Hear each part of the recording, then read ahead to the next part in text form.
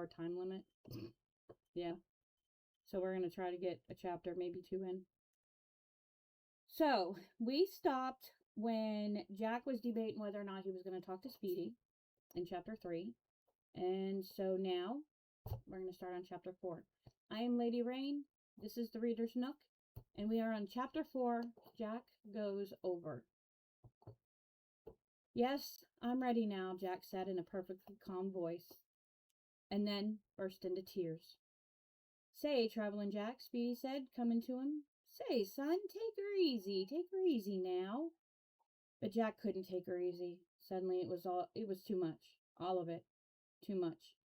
And it was cry or just sink under a great wave of blackness, a wave which no bright streak of gold could illuminate.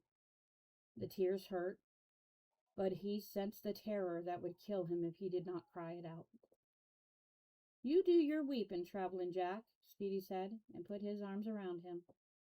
Jack put his hot, swollen face against Speedy's thin shirt, smelling the man's smell. Something like Old Spice, something like cinnamon, something like books that no one has taken out of the library in a long time. They're good smells, comforting smells. He groped his arms around Speedy, his palms flat. I don't know why I keep saying flat. His palms felt the bones of Speedy's back, close to the surface, hardly covered by scant meat. You weep, if it put you easy, Speedy said, rocking him. Sometimes it does, I know. Speedy knows how far you been, Traveling Jack, and how far you got to go, and how you tired. So you weep if it puts you easy. Jack barely understood the words, only the sounds of them, soothing and calming. My mother's really sick, he said at last, against Speedy's chest. I think she came here to get away from my father's old partner, Mr. Morgan Sloat. He sniffed mightily, let go of Speedy, stepped back, and rubbed his swollen eyes with the heel of his hand.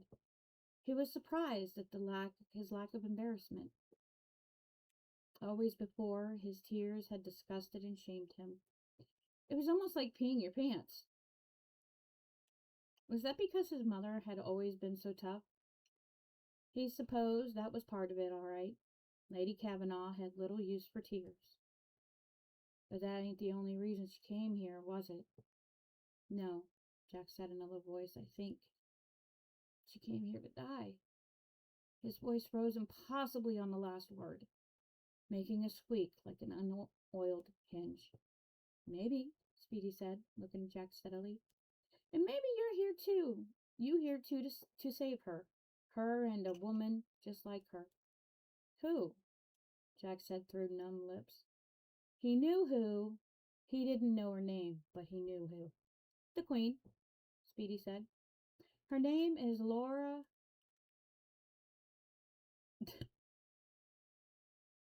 Delosian. I'm just going to say Delosian, because I don't know how to say it. Deloesssian. And she is the Queen of the Territories. Help me, Speedy grunted. Catch old Silver Lady right under the tail. You be taking liberties with the lady, but I guess she ain't gonna mind if you helping me get her back where she belongs. Is that what you call her, Silver Lady? Yeah, Bob, Speedy said, grinning, showing perhaps a dozen teeth, top and bottom. All carousel horses is named. Don't you know that?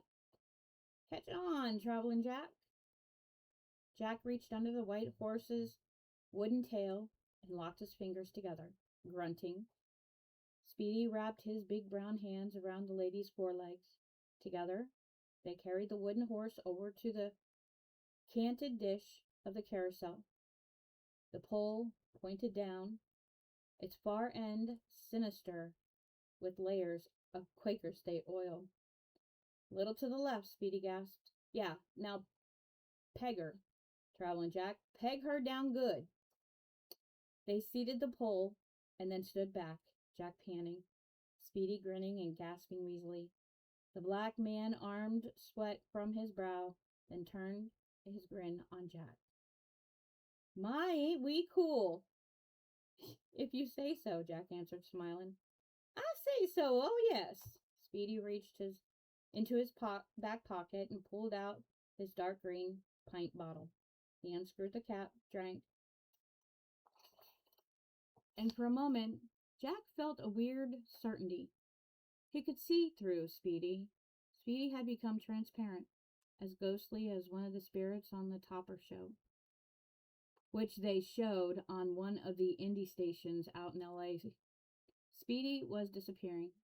Disappearing, Jack thought, or going someplace else. But that was another nutty thought. It made no sense at all.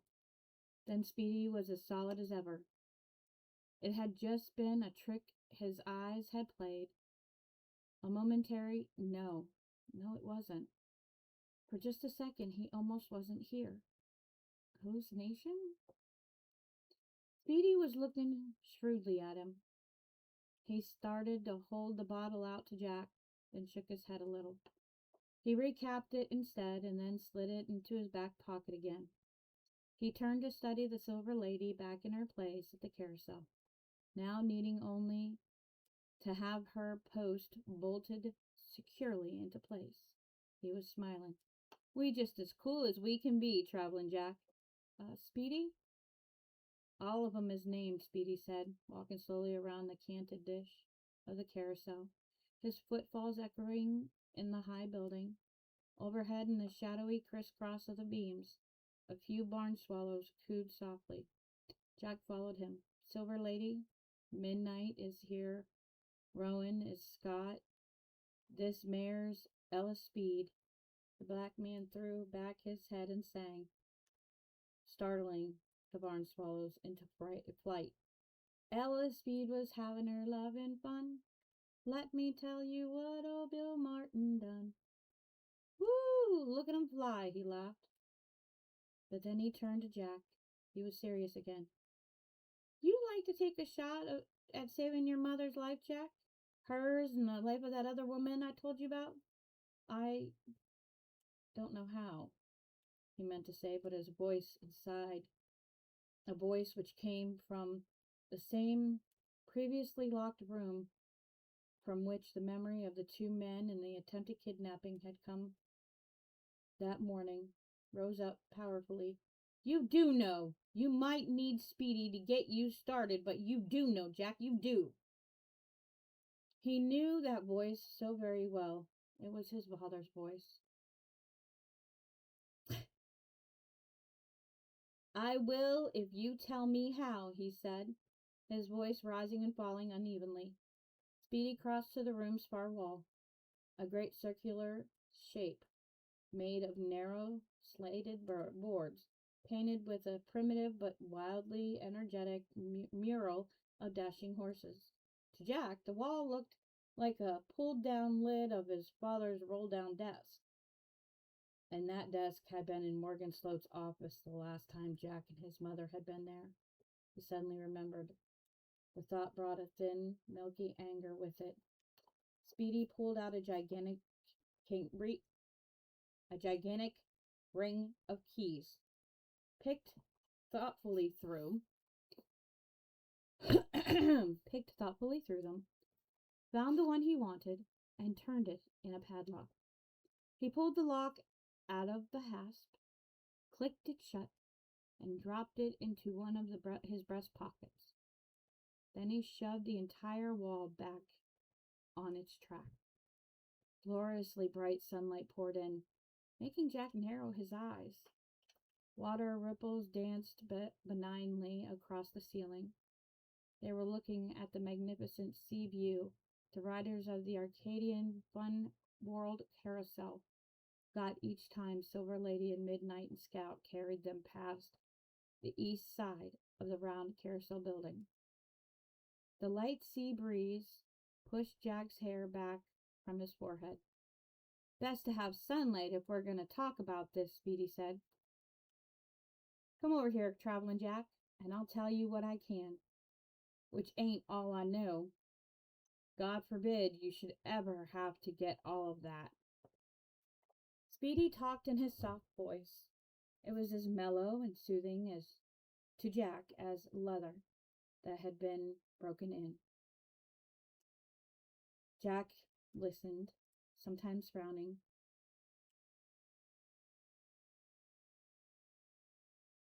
sometimes gaping.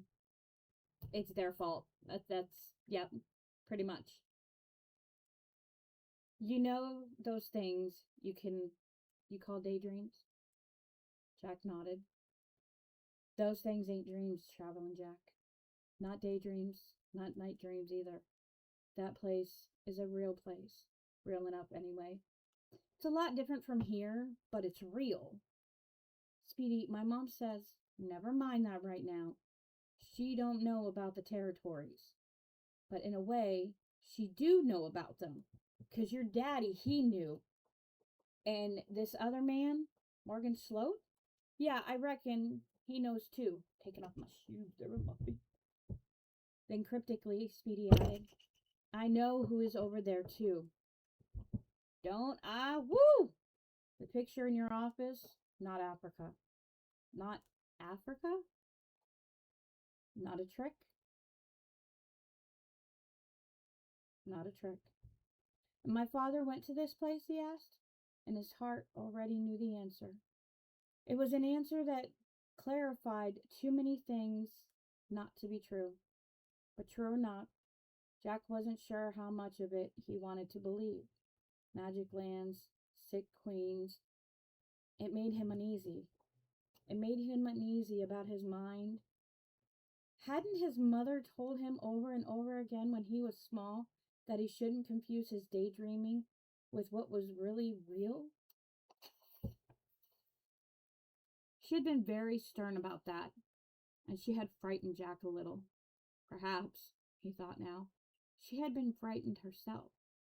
Could she have lived with Jack's father for so long and not known something? Jack didn't think so. Maybe, he thought, she didn't know very much, just enough to scare her. Going nuts. That's what she was talking about.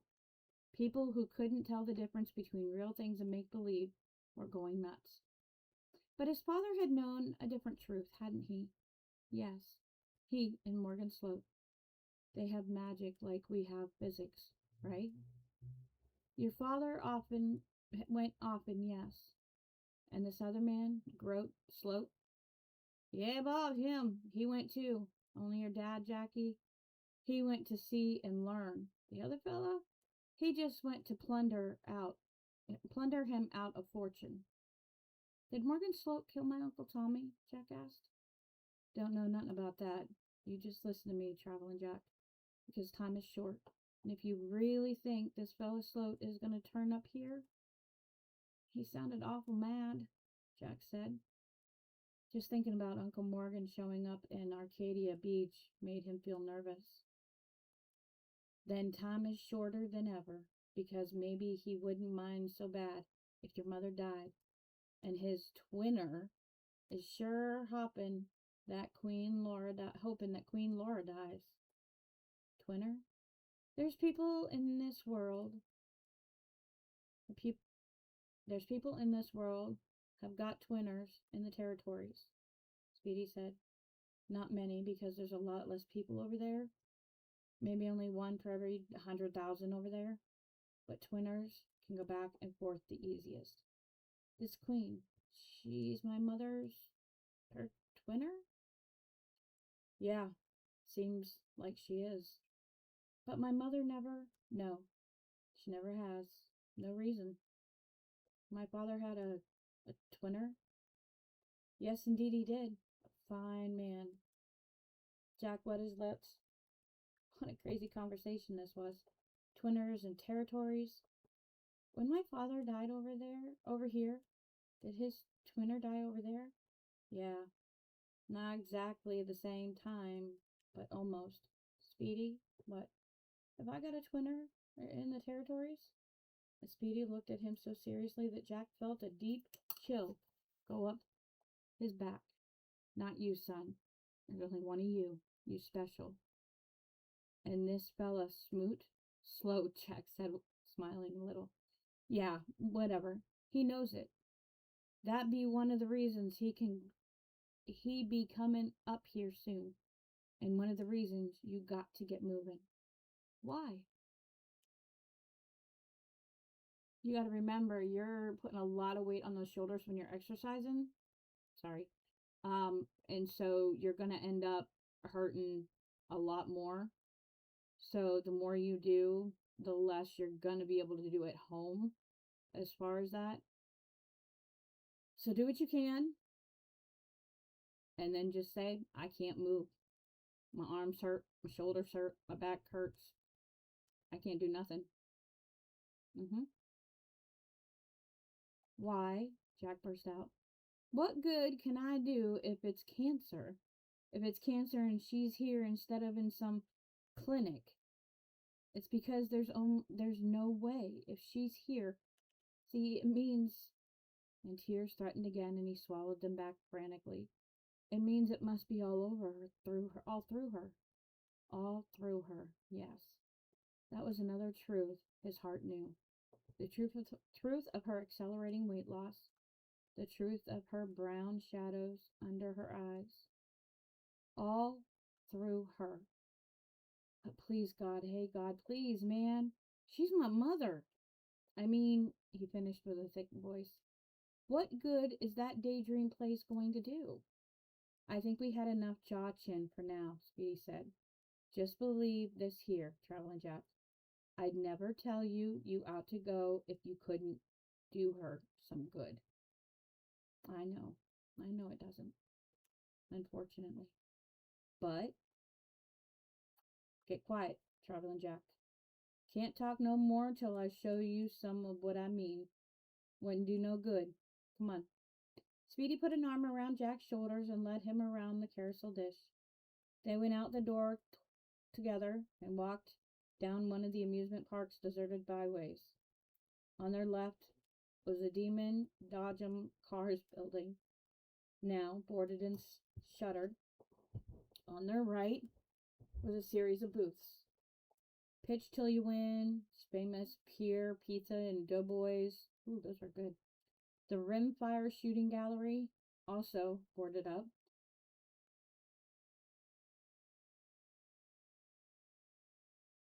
What are you using that your eyes are burning?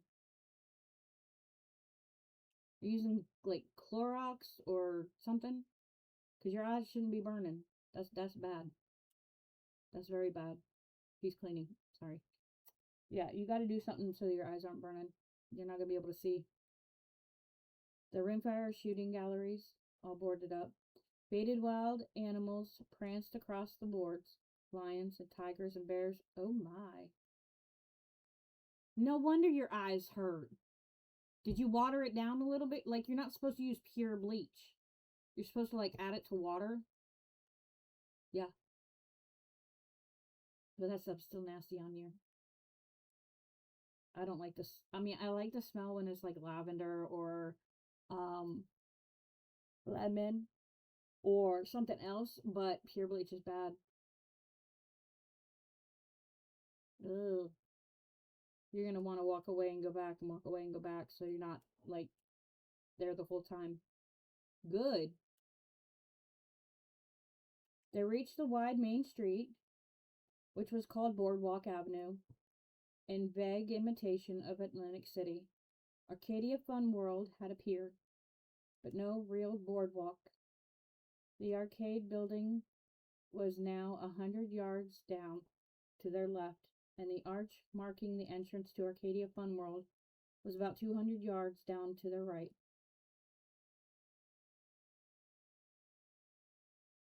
Yeah, because there wasn't nothing wrong with it. Like, mop the floor. Done. Like, there wasn't any reason. You want to clean a bathroom? Try mine. With my boys? Jack could hear the steady grinding thunder of the breaking waves, the lonely cries of the gulls.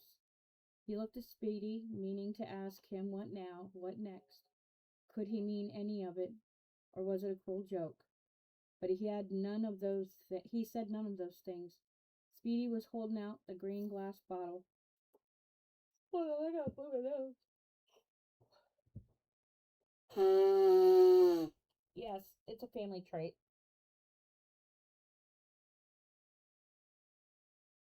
That nose foghorn is a family trait. Anywho, um, I I've still got my allergies going on, so my eyes are watery. I'm yawning just because. Honestly, I don't know why I'm yawning. I shouldn't be. There ain't no reason to yawn. Not any. Sorry. I'm a little ADHD today. Actually, that's every day, but yeah, I get distracted easy. He looked at Speedy, meaning to ask him, what now? What next? Oh, we already did that one. Could he mean any of it, or was it a cruel joke? But he said none of those things. Speedy was holding out the green glass bottle. That, Jack began. Takes you there, Speedy said. A lot of people who visit over there don't need nothing like this. But you ain't been there in a while, have you, Jackie? No. When he had his he last closed his eyes. When had he last closed his eyes in this world and opened them in the magic world of the daydreams? That world with its rich, vital smells and its deep, transparent sky? Last year? No. Further back than that. California, after his father had died. He would have been about, Jackie's eyes widened, 9 years old. That long, 3 years. It was frightening to think how quietly, how unobtrusively, those dreams, sometimes sweet, sometimes darkly unsettling, had slipped away, as if a large part of his imagination had died painlessly and unannounced. He took the bottle from Speedy, quick, almost dropping it. He felt a little panicky. Some of the daydreams had been disturbing, yes, and his mother's carefully worded admonitions not to mix up reality and make believe. In other words, don't go crazy, Jackie. Old kid, old stock, okay? Had been a little scary, yes. And he discovered now that he didn't want to lose that world after all. He looked into Speedy's eyes and thought, he knows it too. Everything I just thought he knows. Who are you, Speedy? When you ain't been there for a while, you kind of forget how to get there on your own hook, Speedy said. Oh.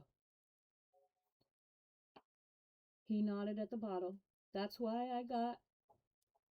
Holy crap! This yawn is gonna drive me nuts. That's why I got me some magic juice. That stuff is special. Speedy spoke this last in tones that were almost reverential. Is it from there, the territories? Nope. They got some magic right here, Traveling Jack.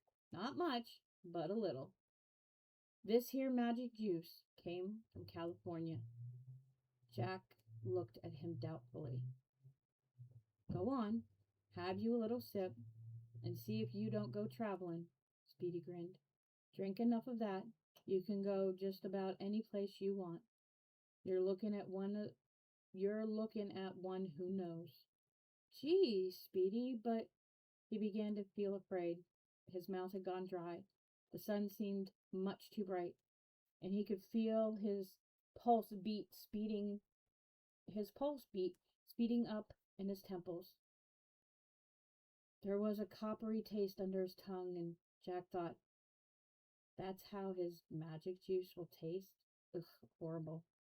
If you get scared and want to come back, have another sip, Speedy said. It'll come with me? The bottle? You promise? The thought of getting stuck there, in that mystical other place, while his mother was sick and beset back here, was awful. I promise. Okay. Jack brought the bottle to his lips and then let it fall away a little. The smell was awful, sharp and rancid. I don't want to, Speedy, he whispered. Lester Parker looked at him and his lips were smiling, but there was no smile in his eyes. They were stern, uncompromising, frightening. Jack thought of black eyes, eye of gull, eye of vortex. Terror swept through him. He held the bottle out to Speedy. "Can't you take it back?" he asked. And his voice came out in a strengthless whisper. "Please?" Speedy made no reply. He did not remind Jack that his mother was dying or that Morgan Sloat was coming. He didn't call Jack a coward, although he had never in his life so much like a coward, felt so much like a coward. Not even the time he had backed away from the high board at Camp Accomuck, and some of the other kids had booed him. Speedy merely turned around and whistled at a cloud. Now loneliness joined the terror, sweeping helplessly through him. Speedy had turned away from him. Speedy had shown him his back. "Okay," Jack said suddenly. "Okay, if that's what you need me to do." He raised the bottle again, and before he could have any second or third thoughts, he drank. The taste was worse than anything he had anticipated. He had had wine before, had even developed some taste for it, especially like the dry white wines his mother served, with sole or snapper or swordfish, and this was something like wine, but at the same time it was a dreadful mockery of all the wines he had drank before. The taste was high and sweet and rotten. Not the taste of lively grapes, but of dead grapes that had not lived well. As his mouth flooded with that horrible sweet purple taste, he could actually see those grapes, dull, dusty, obtuse, and nasty, crawling up a dirty stucco wall in a thick, syrupy sunlight that was silent except for the stupid buzz of many flies. He swallowed, and thin fire printed a snail trail down his throat. He closed his eyes, grimacing. His gorge threatening to rise. He did not vomit, although he believed that if he had eaten any breakfast, he would have done. "Speedy?" He opened his eyes, and further words died in his throat. He forgot about the need to sick up that horrible parody of wine. He forgot about his mother and Uncle Morden and his father and almost everything else. Speedy was gone. The graceful arcs of the roller coaster against the sky were gone. Boardwalk Avenue was gone. He was someplace else now. He was in the territories, Jack whispered, his entire body crawling with a mad mixture of terror and exhilaration. He could feel the hair stirring on the nape of his neck. He could feel a goofed up grin pulling at the corners of his mouth. "Speedy, I'm here. My God, I'm here in the territories. But wonder came over him. He clapped a hand over his mouth and slowly turned in a complete circle, looking at this place in which Speedy's magic juice had brought him. The ocean was still there, but now it was darker, richer blue, the truest indigo Jack had ever seen. For a moment he stood transfixed, a sea breeze blowing in his hair, looking at the horizon line where the indigo ocean met a sky the color of faded denim. That horizon line showed a faint but unmistakable curve. He shook his head, frowning, and turned the other way. Seagrass, high and wild and tangled, ran down from the headland where the round carousel building had been only a minute ago. The arcade pier was also gone. Where it had been, a wild tumble of granite blocks ran down to the ocean. The waves struck the lowest of these and ran into ancient cracks and channels with great hollow boomings. Foam as thick as whipped cream, jumping into the clear air, and was blown away by the wind. Abruptly, Jack seized his left cheek with his left thumb and forefinger. He pinched hard. His eyes watered, but nothing changed. It's real, he whispered, and another wave boomed onto the headland, raising white curds of foam. Jack suddenly realized that Boardwalk Avenue was still here, after a fashion. A rutted cart track ran from the top of the headland, where the Boardwalk Avenue had ended at the entrance of the arcade, and in what his mind persisted in thinking of as the real world, down to where he was standing, and then onto the north, just as Boardwalk Avenue ran north, becoming Arcadia Avenue after it passed under the arch of the border of Fun World. Seagrass grew up along the center of this track, but it had a bent and matted look that made Jack think that the track was still used, at least once in a while. He started north, still holding the green bottle in his right hand. It occurred to him that somewhere, in another world, Speedy was holding the cap that went on this bottle. Did I disappear right in front of him? I suppose I must have. Jeez! About 40 paces along the track, he came upon a tangle of blackberry bushes. Clustered amid the thorns were the fattest, darkest, most lush-looking blackberries he had ever seen. Jack's stomach, apparently over the indignity of the magic juice, made a loud, going sound. Blackberries in September. Never mind.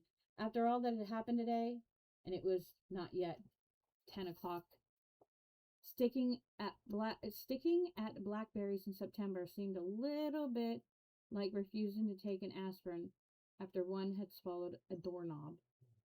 Jack reached in, picked a handful of berries, and tossed them in his mouth. They were amazingly sweet, amazingly good. Smiling, his lips had taken on a definite bluish cast, thinking it quite possible that he had lost his mind. He picked another handful of berries, and then a third. He had never tasted anything so fine, although, he thought later, it was not just the berries themselves. Part of it was the incredible clarity of the air. He had a couple of scratches while picking the fourth helping. It was as if the bushes were telling him to lay off. Enough was enough already. He sucked at the deepest of the scratches on the fleshy pad below the thumb, and then headed north along the twin ruts again, moving slowly, trying to look everywhere at once.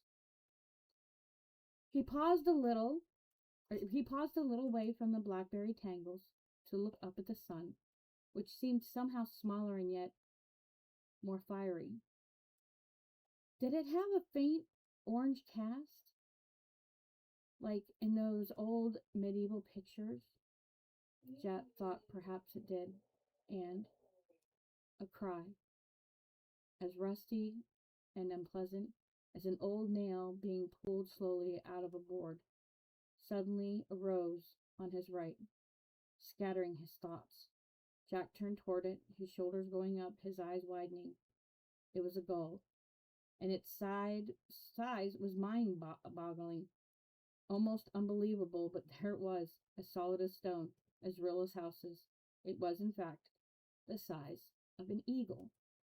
Its smooth white bullet head cocked to one side, its fishhook of a beak opened and closed. It fluttered great wings, ripping the seagrass around it, and then, seemingly without fear, it began to hop toward Jack. Faintly, Jack heard the clear, brazen note of many horns blown together in a simple flourish, and for no reason at all, he thought of his mother. He glanced to the north momentarily in the direction he had been traveling, drawn by that sound. It filled him with a sense of unfocused urgency. It was, he thought, when there was time to think. like being hungry for a specific something that you haven't had in a long time. Ice cream, potato chips, maybe a taco. You don't know until you see it. And until you do, there is only a need without a name, making you restless, making you nervous. He saw pennons and the peak of what might have been a great tent, a pavilion against the sky. That's where the Alhambra is, he thought, and then the gull shrieked at him. He turned toward it and was alarmed to see it was now less than 6 feet away. Its beak opened again, showing that dirty pink lining, making him think of yesterday, the gull that had dropped a clam on a rock and then fixed him with a horrid stare, exactly like this one. The gull was grinning at him. He was sure of it.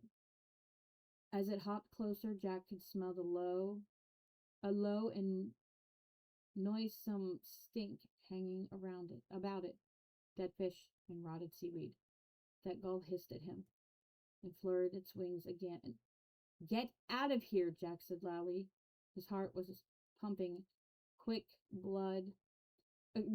His heart was pumping quick blood, and his mouth had gone dry. But he did not want to be scared off by the seagull, even a big one. Get out! The gull opened to speak again, and then, in a terrible, one-throated series of pulses, it spoke, or seemed to. Others a knack, others a in. Mother's dying, Jack. The gull took another clumsy hop toward him, scaly feet clutching at the grassy tangles, beak opening and closing, black eyes fixed on Jack's. Hardly aware of what he was doing, Jack raised the green bottle and drank. Again that horrible taste made him wince, his eyes shut, and when he opened them he was looking stupidly at a yellow sign which showed the black silhouettes of two running kids, a little boy and a little girl. Slow children, this sign read.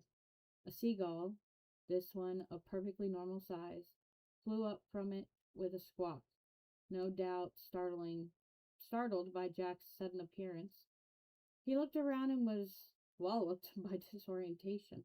His stomach, full of blackberries and Speedy's pustulant magic juice, rolled over, groaning.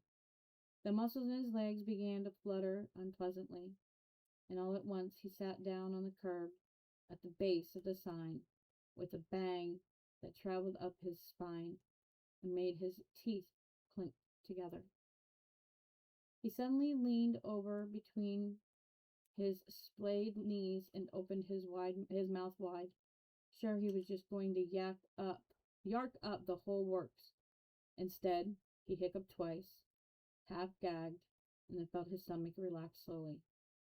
It was the berries, he thought. If it hadn't been for the berries, I would have puked for sure. He looked up and felt the unreality wash over him again. He had walked no more than 60 paces down the cart track in the Territories world. He was sure of that. Say his stride was 2 feet. No, say 2.5 feet. Just to be in the safe side. That meant he had gone a paltry 150 feet, but he looked behind him and saw the arch, with its big red letters, Arcadia Fun World. Though his vision was 20/20, the sign was now so far away he could barely read it. To his right was a rambling, many-winged Alhambra inn, with the formal gardens before it and the ocean behind it. In the Territories world, he had come 150 feet. Over here, he had somehow come half a mile. Jesus Christ, Jack Sawyer whispered, and covered his eyes with his hands. Jack! Jack! Boy! Traveling Jack! Speedy's voice rose over the washing machine roar of the old flathead 6 engine. Jack looked up. His head felt impossibly heavy. His limbs leaned with weariness, and saw a very old, intentional, international harvester truck rolling slowly toward him. Homemade steak sides had been added to the back of the truck, and they rocked back and forth with loose teeth as the truck moved up the street toward him. The body was painted a hideous tortoise or turquoise. Speedy was behind the wheel. He pulled up at the curb, and in the engine, whoop, whoop, whoop, whoop, whoop, and then killed it. Ah. He climbed down quickly. You all right, Jack? Jack had the bottle out for Speedy to take. Your magic juice really sucks, Speedy, he said wanly. Speedy looked her, and then he smiled. Whoever told you medicine you supposed to taste good, Traveling Jack?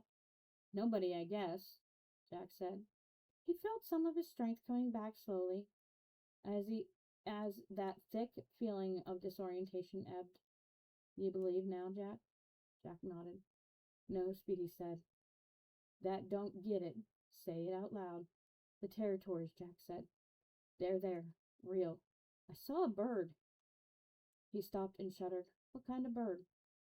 Speedy asked sharply. Seagull. Biggest damn seagull? Jack shook his head. You wouldn't believe it, he thought, and then he said, no, I guess you would. Nobody else maybe, but you would. Did it talk? Lots of birds over there do. Talk foolishness mostly, and there's some that talk kind of sense. But it's an evil kind of sense, and mostly it's lies. Jack was nodding, just hearing Speedy talk of those things, as if it were utterly rational and utterly lucid to do so. Made him feel better. I think it did talk, but it was like, he thought hard. There was a kid at the school Richard and I went to in L.A., Brandon Lewis. He had a speech impediment, and when he talked, you could hardly understand him. The bird was like that, but I knew what it said. It said my mother was dying. Speedy put an arm around Jack's shoulders, and they sat quietly together on the curb for a time. The desk clerk from the Alhambra, looking pale and narrow and suspicious of every living thing in the universe, came out with a large stack of mail. Speedy and Jack watched him go down to the corner of Arcadia and Beach Drive, and dump the inn's correspondence into the mailbox. He turned back, marked Jack and Speedy with his thin gaze, and then turned up the Alhambra's main walk. The top of his head could barely be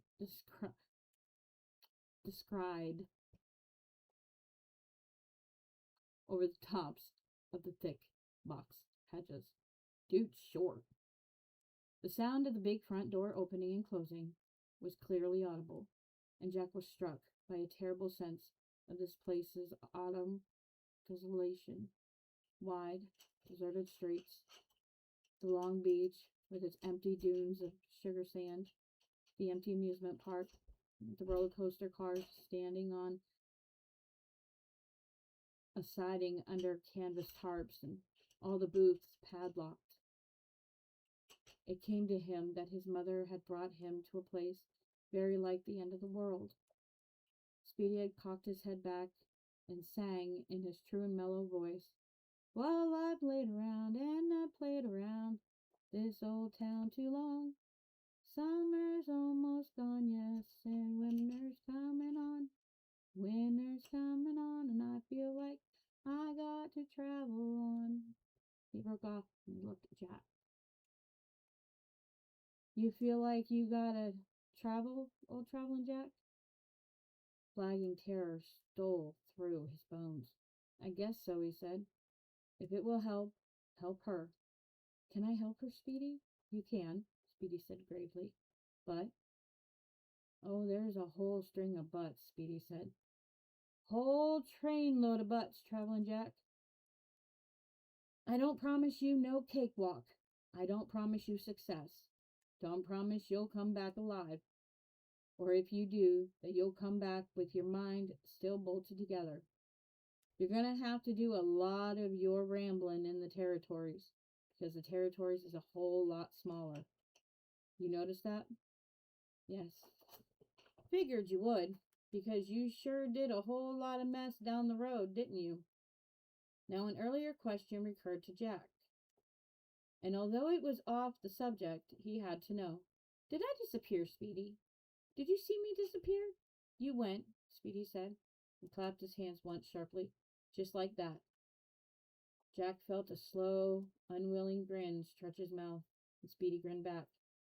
I'd like to do it sometime in Mr. Balgo's computer class, Jack said, and Speedy cackled like a child. Jack joined him, and the laughter felt good, almost as good as those blackberries had tasted. After a few moments, Speedy sobered and said, There's a reason you got to be in the territories, Jack. There's something you got to get. It's a mighty powerful something.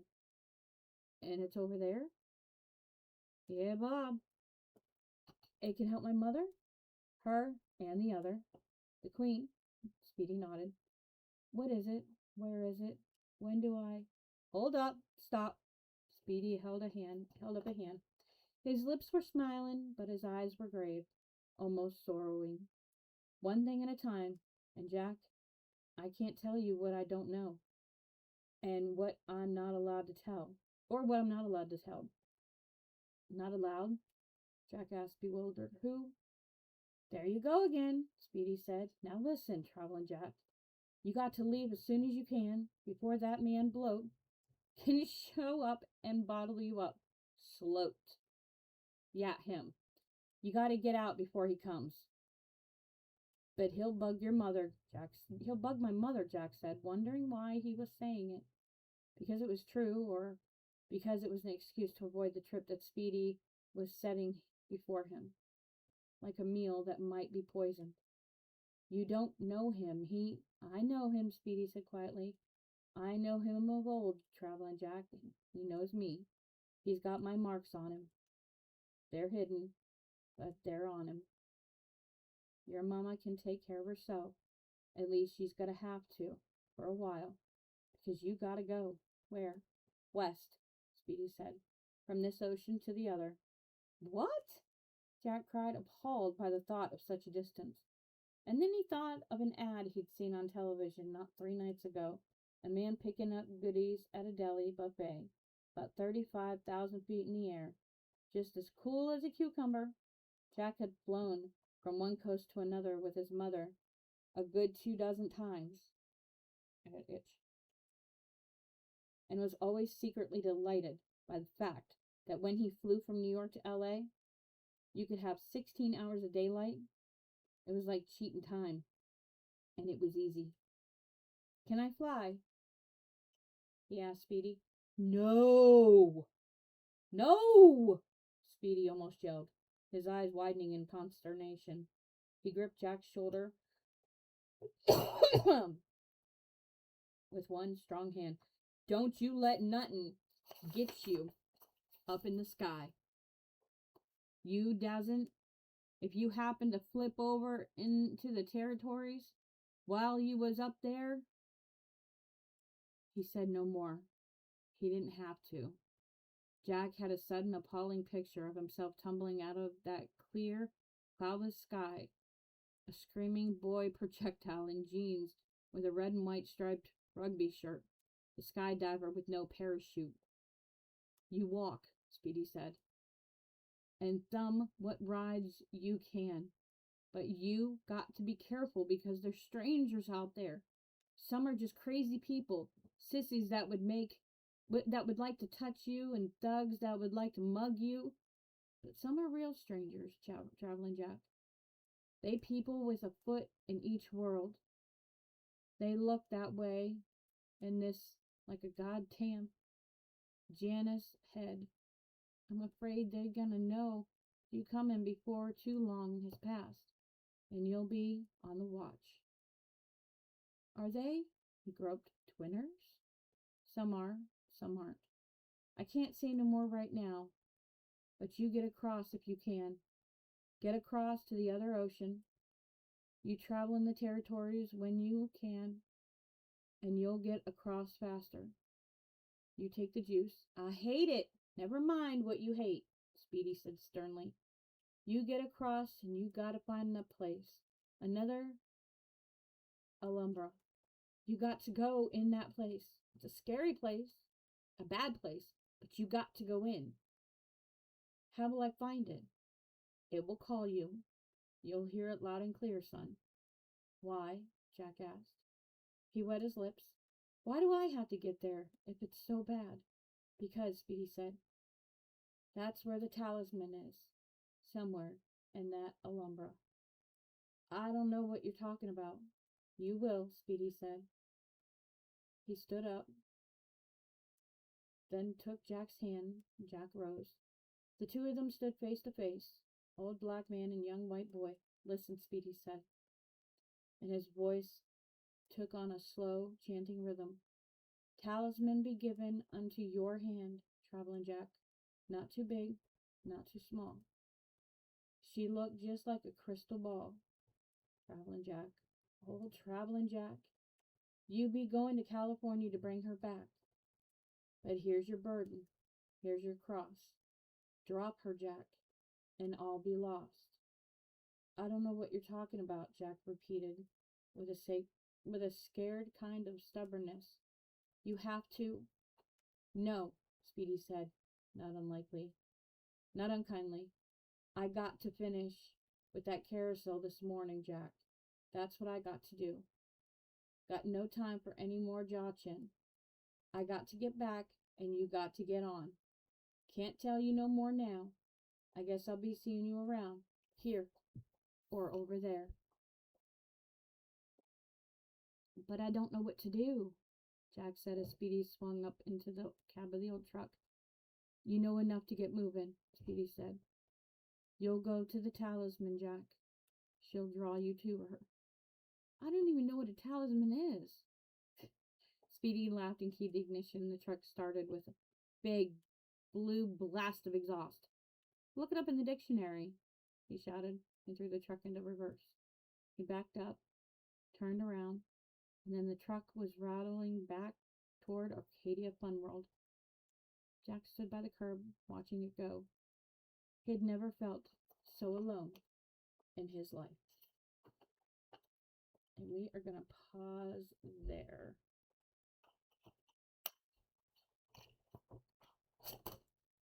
For now. I know I don't do very long streams, but that's because I need to get up and I need to move around and I need to get my body moving. Arthritis keeps me from being able to just sit and do nothing. So it is 5. Let me see how the rest of my evening goes, and hopefully I can read more, and if not, I will read more. I should be able to read tomorrow. What's going on tomorrow?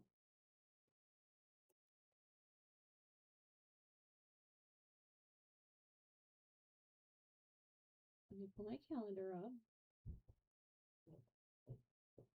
Actually, by the look of it, I ain't got nothing the rest of the week. So, aside from taking people to work, dependent on whether or not my husband has to work in the morning,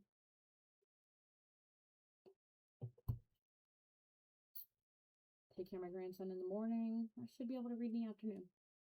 So we'll see how that goes, okay? I'm gonna try to do a chapter at least every 1 to 2 days. If I can do more, I will. Let me see how the rest of my evening goes, and if I can, I'll be back in a couple hours. I just need to get up and move around. All right? So I will see you guys soon. Thank you for being here, and we will talk soon. Bye.